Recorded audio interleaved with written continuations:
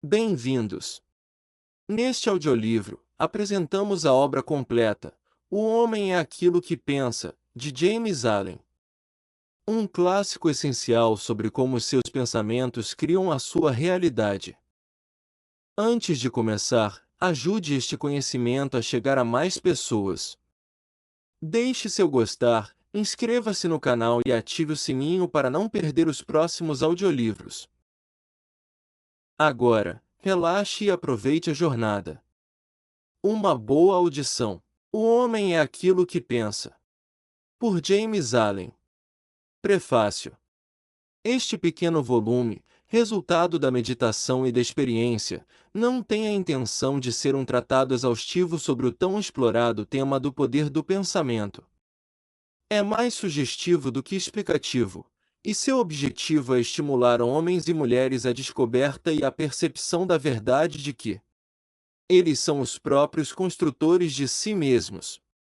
Em virtude dos pensamentos que escorem e encorajam, que a mente é a mestre tecelã, tanto da veste interior do caráter quanto da veste exterior da circunstância, e que, até então, eles podem ter tecido na ignorância e na dor, mas podem agora tecer com iluminação e felicidade.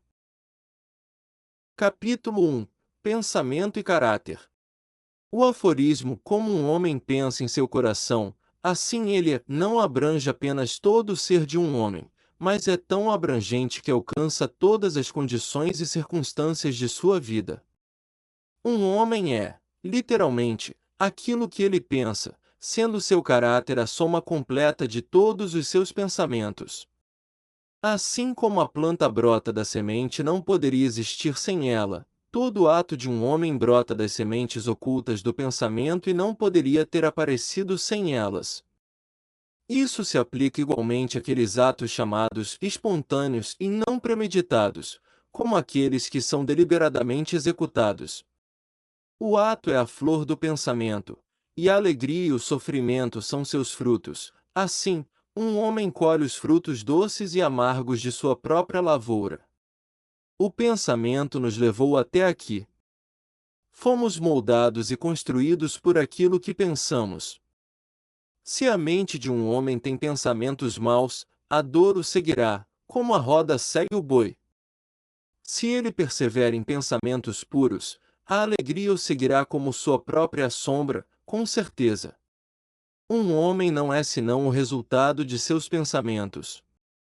O que ele é hoje, é o resultado de seus pensamentos passados, e o que será amanhã será o resultado dos pensamentos que tiver hoje. Capítulo 2. Efeito dos pensamentos sobre as circunstâncias. A mente de um homem pode ser comparada a um jardim, que pode ser cultivado com inteligência ou deixado ao abandono, mas, seja cultivado ou negligenciado, ele deve ir a produzir. Se nenhuma semente útil for plantada, então sementes de ervas daninhas em abundância cairão sobre ele e continuarão a se multiplicar. Assim como um jardineiro cultiva seu terreno, mantendo-o livre de ervas daninhas e plantando as flores e frutos que deseja, um homem deve cuidar do jardim de sua mente, arrancando todos os pensamentos errados, inúteis e impuros, e cultivando em direção à perfeição as flores e frutos dos pensamentos certos, úteis e puros. Ao seguir este processo, um homem, mais cedo ou mais tarde, descobre que ele é o mestre jardineiro de sua alma, o diretor de sua vida. Ele também revela, dentro de si mesmo, as leis do pensamento e entende, com precisão cada vez maior, como as forças do pensamento e os elementos da mente operam na formação de seu caráter, circunstâncias e destino. Pensamento e caráter são uma coisa só, e como o caráter só pode se manifestar e se descobrir através das circunstâncias, as condições externas da vida de uma pessoa sempre estarão harmoniosamente relacionadas com seu estado interior. Isso não significa que as circunstâncias de um homem em um dado momento sejam um indicativo de todo o seu caráter, mas que essas circunstâncias estão tão intimamente conectadas com algum elemento vital do pensamento dentro dele que, por enquanto, são indispensáveis para o seu desenvolvimento. Todo homem está onde está pela lei de seu ser, os pensamentos que ele construiu em seu caráter o levaram até ali, e na organização de sua vida não há elemento de acaso, mas tudo é o resultado de uma lei que não pode falhar. Isso é verdade tanto para aqueles que se sentem em desarmonia com seu entorno quanto para aqueles que estão satisfeitos com ele. Como um ser de progresso e evolução, o homem está onde está para que possa aprender e crescer, e à medida que aprende a lição espiritual que cada circunstância lhe oferece, ela passa e dá lugar a outras circunstâncias.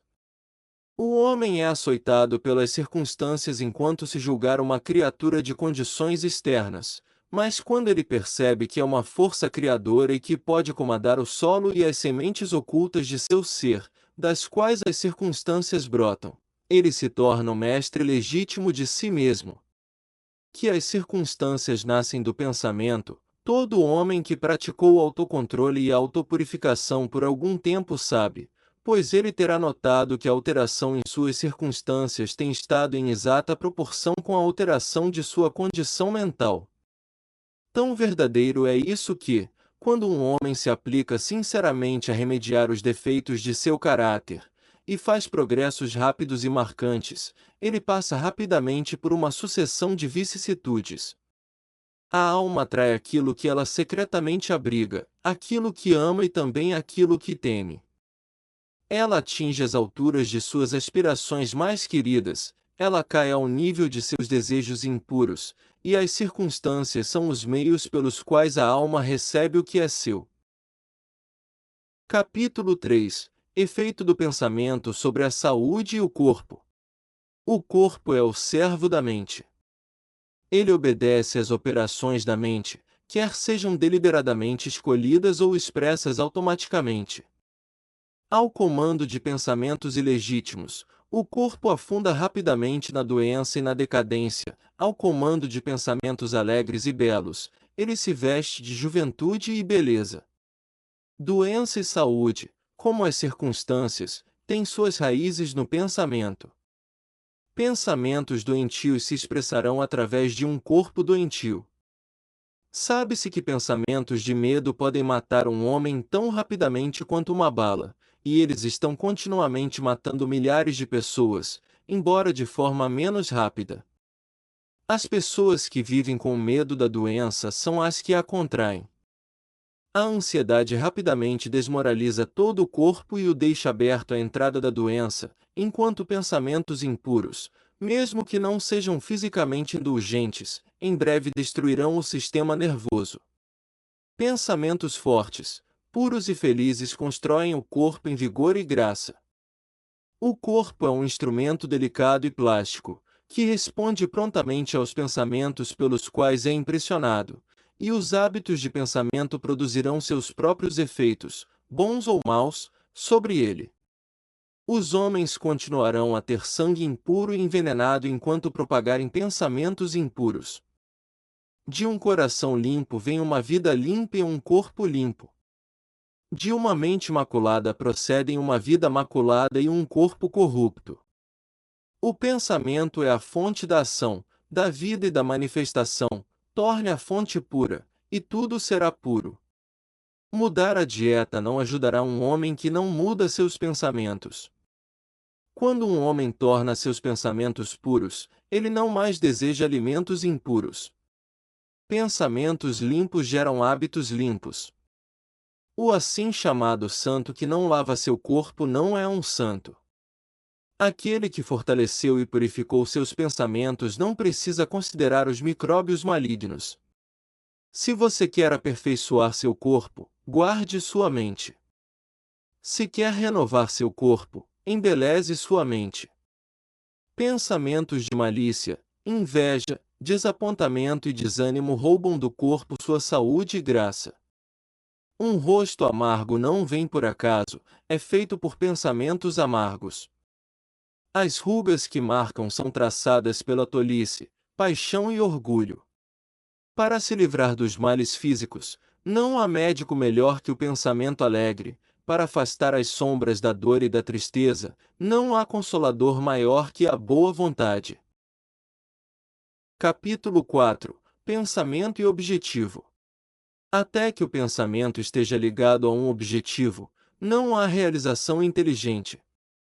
Para a maioria, o barco do pensamento é deixado à deriva no oceano da vida. A falta de objetivo é um vício, e tal deriva não deve continuar para aquele que quer se afastar da catástrofe e da destruição. Aqueles que não têm um propósito central em sua vida caem como presas fáceis de preocupações mesquinhas, medos, problemas e autopiedade, tudo isso sendo indícios de fraqueza, que levam, tão seguramente quanto pecados deliberadamente planejados, embora por um caminho diferente, ao fracasso, à infelicidade e à perda, pois a fraqueza não pode persistir em um universo que evolui com base na força. Um homem deve conceber um propósito legítimo em seu coração e se preparar para realizá-lo. Ele deve fazer desse propósito o ponto central de seus pensamentos. Pode assumir a forma de um ideal espiritual ou de um objeto mundano, de acordo com sua natureza no momento, mas, seja qual for, ele deve focar firmemente suas forças de pensamento no objeto que ele se propôs.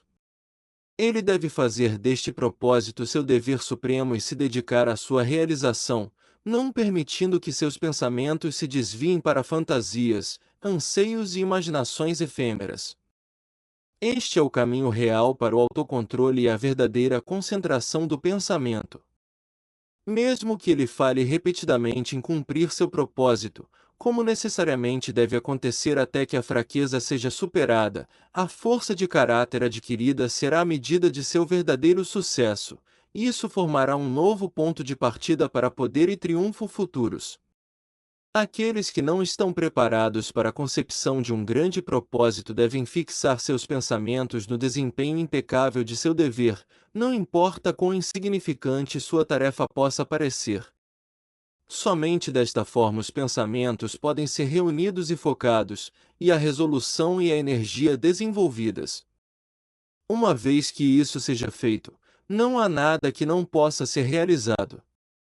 A alma mais fraca, conhecendo sua própria fraqueza, e acreditando nesta verdade, que a força só pode ser desenvolvida pelo esforço e pela prática, começará imediatamente a se esforçar e, somando esforço a esforço, paciência a paciência, e força a força, nunca deixará de se desenvolver, e finalmente crescerá até se tornar divinamente forte. Assim como o homem fisicamente fraco pode se tornar forte por meio de treinamento cuidadoso e paciente, o homem de pensamentos fracos pode torná-los fortes exercitando-se no pensamento correto. Abandonar a falta de propósito e a fraqueza, e começar a pensar com propósito, é ascender as fileiras daqueles que reconhecem o fracasso apenas como um dos caminhos para a realização, que fazem todas as condições os servirem, e que pensam com firmeza, ousam com destemor, e realizam com maestria. Aqui tienes la segunda y última parte do livro. Inclui los capítulos 5, 6 y 7. Com esto, tienes o texto completo y seguro para tu canal. Capítulo 5. O fator pensamento na realização.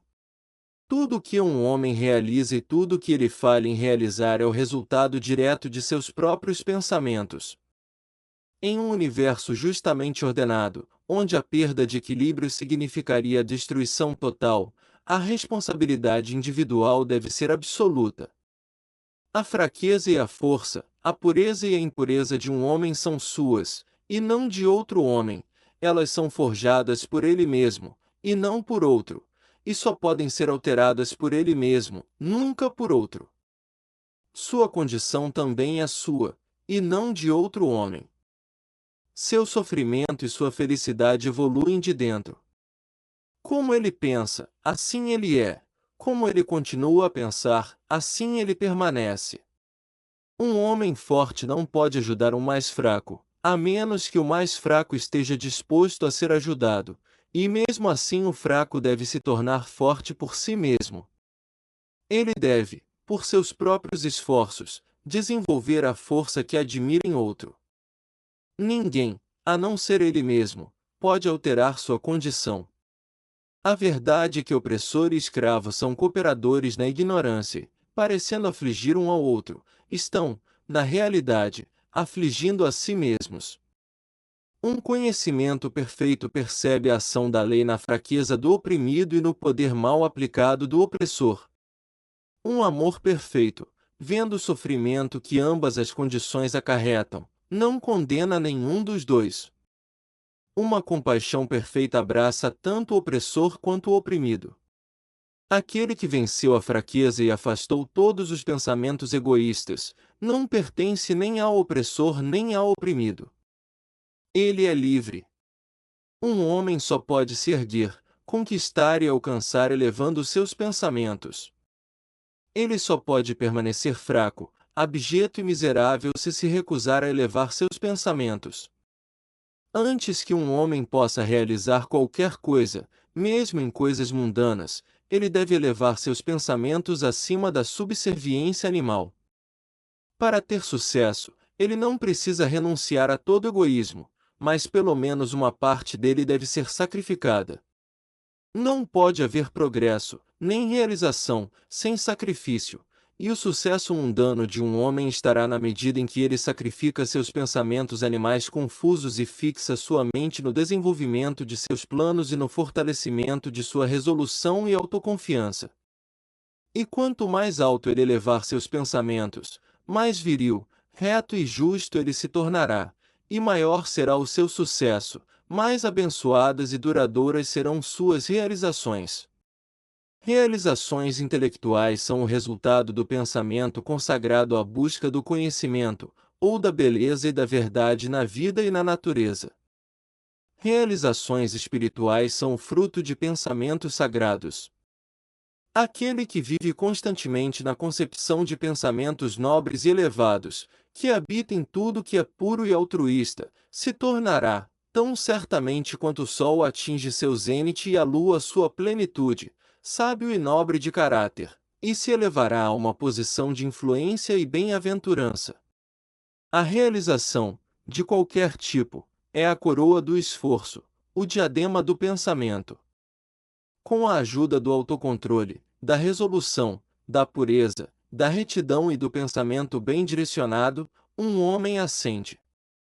Com a ajuda da animalidade, da indolência, da impureza, da corrupção e da confusão de pensamento, um homem descende. Um homem pode se erguer a um grande sucesso no mundo, e até mesmo a alturas no reino espiritual, e descer novamente à fraqueza e à miséria, permitindo que pensamentos arrogantes, egoístas e corruptos se apoderem dele. As vitórias alcançadas pelo pensamento correto só podem ser mantidas pela vigilância. Muitos relaxam quando o sucesso está assegurado e rapidamente caem de volta ao fracasso. Todas as realizações, sejam no mundo dos negócios, intelectual ou espiritual, são o resultado de um pensamento definitivamente direcionado, são governadas pela mesma lei e são do mesmo método, a única diferença está no objeto da realização. Aquele que realizaria pouco deve sacrificar pouco, aquele que realizaria muito deve sacrificar muito, aquele que alcançaria grandemente deve sacrificar grandemente. Capítulo 6 Visões e Ideais. Os sonhadores são os salvadores do mundo. Assim como o mundo visível é sustentado pelo invisível, os homens, através de todas as suas provações, pecados e ocupações sórdidas, são nutridos pelas belas visões de seus sonhadores solitários. A humanidade não pode esquecer seus sonhadores, não pode deixar seus ideais morrerem, ela vive neles, conhece-os como as realidades que um dia verá e conhecerá. Compositor, escultor, pintor, poeta, profeta, sábio, esses são os construtores do mundo vindouro, os arquitetos do céu. O mundo é belo porque eles viveram, sem eles, a humanidade trabalhadora pereceria. Aquele que acalenta uma visão bela, um ideal elevado em seu coração, um dia o realizará. Colombo acarinhou a visão de outro mundo e o descobriu. Copérnico fomentou a visão de uma multiplicidade de mundos e de um universo mais vasto, e a revelou. Buda manteve a visão de um mundo espiritual de beleza imaculada e paz perfeita, e nele entrou.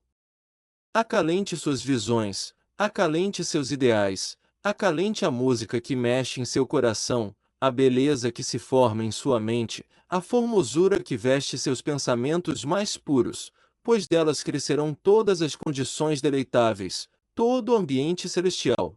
Se você permanecer fiel a elas, seu mundo finalmente será construído. Desejar é obter, aspirar é alcançar.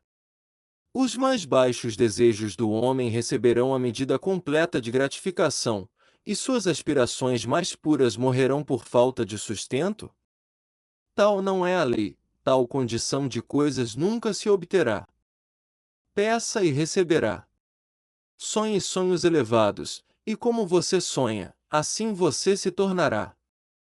Sua visão é a promessa do que você será um dia, seu ideal é a profecia do que você, no final, desvelará. A maior realização foi, no início e por um tempo, um sonho. O carvalho dorme na bolota, o pássaro espera no ovo, e na mais alta visão da alma, um anjo em despertar se move. Sonhos são as sementes das realidades. Suas circunstâncias podem ser desfavoráveis, mas elas não permanecerão assim se você apenas perceber um ideal e lutar para alcançá-lo. Você não pode viajar para dentro e ficar parado do lado de fora. Você, jovem leitor, realizará a visão, não o desejo ocioso, de seu coração, seja ela vil ou bela, ou uma mistura de ambas, pois você sempre gravitará em direção àquilo que você secretamente mais ama. Em suas mãos serão colocados os resultados exatos de seus próprios pensamentos, você receberá o que merece, nem mais, nem menos. Qualquer que seja seu ambiente atual, você cairá, permanecerá ou se erguerá com seus pensamentos, sua visão, seu ideal. Você se tornará tão pequeno quanto seu desejo controlador, tão grande quanto sua aspiração dominante. Capítulo 7. Serenidade. A calma da mente é uma das belas joias da sabedoria. É o resultado de um esforço longo e paciente no autocontrole. Sua presença é uma indicação de experiência amadurecida e de um conhecimento mais do que comum das leis e do funcionamento do pensamento. Um homem se torna calmo na medida em que se entende como um ser evoluído pelo pensamento. À medida que desenvolve uma compreensão correta e vê mais e mais claramente as relações internas das coisas pela ação de causa e efeito, ele cessa de se agitar, de se irritar, de se preocupar e de se lamentar, e permanece equilibrado, firme, sereno. O homem calmo, tendo aprendido a se governar, sabe como se adaptar aos outros, e os outros, por sua vez, reverenciam sua força espiritual e sentem que podem aprender com ele e confiar nele. Quanto mais tranquilo um homem se torna, maior é seu sucesso, sua influência, seu poder para o bem. O homem forte e calmo é sempre amado e reverenciado. Ele é como uma árvore que dá sombra em uma terra sedenta, ou uma rocha protetora em uma tempestade. Quem não ama um coração tranquilo, uma vida doce e equilibrada? Não importa se chove ou faz sol, ou que mudanças ocorram para aqueles que possuem essas bênçãos, pois eles são sempre doces, serenos e calmos. O equilíbrio requintado de caráter que chamamos de serenidade é a última lição da cultura, é o florescimento da vida, o fruto da alma. É preciosa como a sabedoria, mais desejável que o ouro. Sim, a humanidade surge com paixão descontrolada, é turbulenta com dor desenfreada, é levada pelo vento da ansiedade e da dúvida. Apenas o homem sábio, aquele cujos pensamentos são controlados e purificados, faz os ventos e as tempestades da alma lhe obedecerem. Almas atormentadas pela tempestade, onde quer que vocês estejam, sob quaisquer condições que possam viver, saibam disto: no oceano da vida, as ilhas da bem-aventurança estão sorrindo, e a costa ensolarada do seu ideal espera por sua vinda. Mantenha sua mão firme no leme do pensamento. Na barca de sua alma reclina o mestre comandante, ele apenas dorme, desperte-o. O autocontrole é força, o pensamento correto é maestria, a calma é poder. Diga ao seu coração: paz, acalma-te.